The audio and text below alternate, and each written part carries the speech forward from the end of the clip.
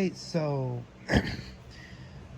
Fortnite Chapter 5 Season 3 is coming to an end literally tomorrow, and we're going to do a season recap. From now on, we're going to do a season recap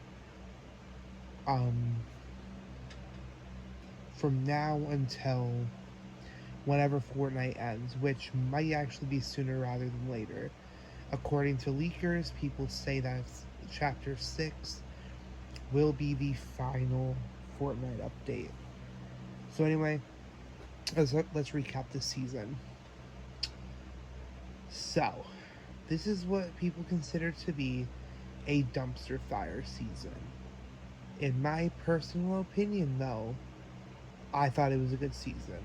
I thought it was a decent season. Decent at worst, pretty good at best. It was an above mid season, I will say. It wasn't a perfect season, like it's not chapter 2 quality, but it was up there. It was a pretty good season. It wasn't season 2 worthy. It was not chapter 5 season 2 worthy, but it was still pretty okay. But it didn't deserve to be declared the worst season. We're gonna get onto that. So, this season started off great, and I think it ended great. Well, other than stuff that we'll get into.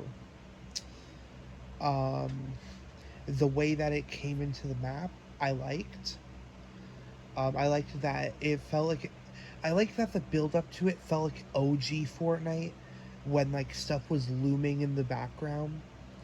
And you got like little hints to what the season will be. There was like a mini event leading up to it. It wasn't really an event because Fortnite didn't say anything or announce it. It was kind of just a background thing, which again felt like OG Fortnite. So I'm not really complaining about that either. I'm just happy that there was an event built up to it. Even if I didn't get to experience it, still happy. This season kicked off pretty well. The weapon selection was amazing. There was more cars added, more customization to cars.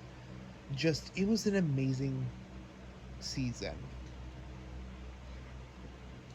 Until Ninja played. I truly think that Ninja was the catalyst for Pandora's box opening.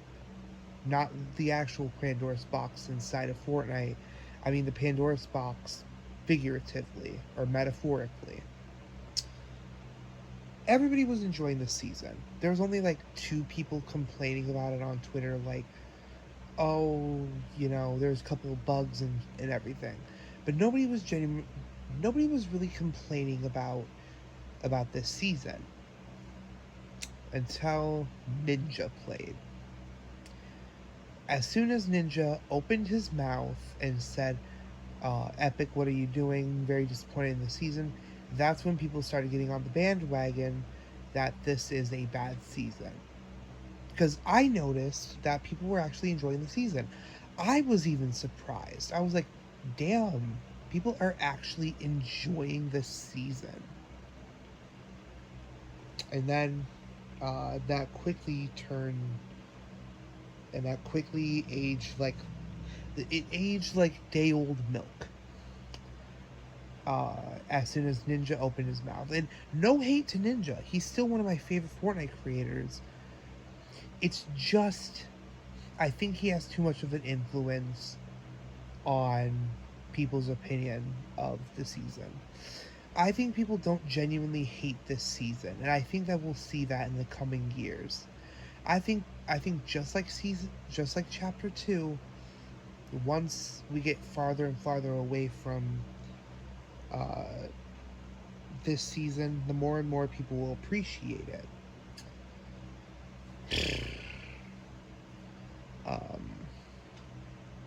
But yeah.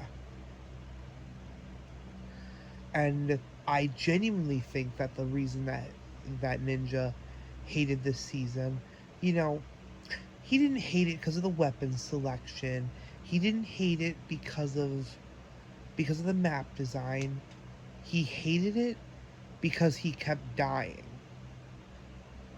Because the game was actually being a game rather than something for him to get easy wins and get easy donations. The game was gaming for him and he hated it. The game was actually challenging. And then this is where, again, the second nuke exploded.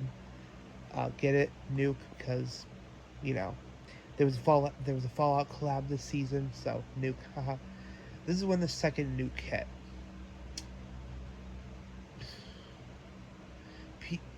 A lot of my side of the community, which is the casual players, told, um, were telling Sweats to adapt, and the Sweats did not take that very lightly. They were like, they really took that personally. And what I think they were trying to say is that every season, us casuals have had to adapt to the pro players taking over. But as soon as the Sweats actually have a challenge and the casuals actually have a chance against the pros, that's when people start to get huffy and puffy and turn into whiny little babies. That's what we meant by adapt. We didn't actually mean, like, if there was genuine problems with stuff, then yeah, obviously, report it. But yeah, and for a couple of weeks, Epic Games wasn't changing anything, and I was like, is Epic Games finally choosing casuals over pros this time? Then again, they bent over for Ninja, and they literally let Ninja peg them. They allowed Ninja to put on the strap on and just ram inside of them deep, because then they nerfed the cars. But they nerfed the cars and gave them alternate ways to disable the cars, which I feel like here's my problem, is that you already nerfed the cars. That was enough. But then you specifically add items that disable the cars, which is fine. But I feel like you could buff the cars again, and then obviously, and then keep the items that disable thing. We got boogie bombs, and people were still complaining. And I'm like, are you fucking serious, dude? Like, you guys just cannot be satisfied. And even after that, after you got all of the items to disable the cars, people still call it a dumpster fire of the season. You guys cannot be satisfied. Here's what I think Fortnite needs to do. I think that Fortnite needs to have an all casual season. Keep it in the middle. Keep the power balance in the middle. But here's the truth of the matter, is that if Sweats realize that... Here's the thing. When Sweats get mad, they end up saying that they're going to quit a game just because they found one flaw in a game. Like, Ninja literally was saying that this was probably his final season just because he was losing. Just because he was actually losing for once. He decided that, this is where I'm going to throw in the towel, guys. Sorry. Because he was getting challenged. But for casual players, we've been putting up with losing for basically all of our Fortnite lifetime. And we didn't try to leave. So here's the problem with sweats and Fortnite prioritizing sweats. Fortnite's basically prioritizing a ticking time bomb. Because eventually the pros are gonna get tired of Fortnite, and the pros are going to leave Fortnite because they get upsetty spaghetti over the smallest thing. As opposed to casual players just play the game for fun. Yet we're the ones that are getting shafted because we don't main the game like 24/7. It's kind of sad. It's really sad. But yeah. Anyway, back on track to actually talking about the season. This season's style, I thought that I would hate, honestly. I'm so tired of the desert seasons. I'm honestly tired of like the um wasteland styled stuff. Like I'm like Dune. Like ever since Dune came out, there's been so many like desert movies that have come out, and I'm just tired of it. I'm tired of the dystopian deserts feel. And it's just ugh. And not to mention it took up most of the map, which really upset me. I was like, okay, listen, I like this wasteland style if it was on a minimal scale. But we got like half of the map covered in sand. And I'm just like, not to be on my Anakin arc or anything, but sand is cold course and it gets everywhere. I'm sorry, okay? But I didn't mind the season. I actually kind of liked the style. And I also liked that it wasn't golden sand. It was more red sand than golden sand, which I appreciated because if it was yellow sand, I couldn't. I could not. It's too much gold. Too much yellow for me, please. It also wouldn't have fit the style of like the darkness of all three of the new locations. So yeah.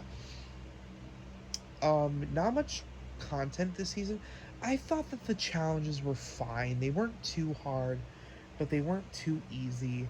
But the storyline's a little bit weird when it gets to like the whole Jonesy and Hope situation. But we'll talk about that in later seasons. Now let's get on to the worst part of this season, in my opinion. The live event. I recently made a video about the live event and how I was disappointed, but we're going to talk about it anyway. This was one of the worst events that I've ever attended. And I literally sat through the whole shards going to the vault thing. I watched that thing like a hawk. And even that was better than this disappointment. First off, it was a countdown. So it was like, oh my god, it's going to be a massive event. Literally just explosions happen. And this was a 30-second, I think 30-second. It was probably a little bit longer, but it was a really short event. And there was explosions everywhere. Explosion. Very minimal damage to the POIs, or to the named locations. I would have hoped that the Megalodon would at least be destroyed. No. But you saw that massive explosion at the rig? Well, screw that, because it wasn't even that big. It just created a small crater. I thought that the rig would be completely destroyed and everything, but nope. It's still somewhat fully intact. It was very underwhelming, and I'm sad about that, because I was so excited to go to this event. I literally didn't sleep for an entire day so I wouldn't miss this event, and it gave us that. And then people were asking, I literally saw some comments being like, why do people expect it to be that big? There was literally a countdown. So yeah. If next season does not have an event, or if it has a lackluster event, I'm giving up on going to. I'm just giving up on going to live events because I feel like a Marvel season should 100% have an event. If you're not going to have events for your actual game, have it for the Avengers. Because you had this massive thing with Galactus, so I think you should have that same thing for. Yeah. But yeah. Uh, sorry, it's another just sit down, calm, blackout video, but I just felt like I needed to talk about this before the season ends. I'll see you guys in season 4.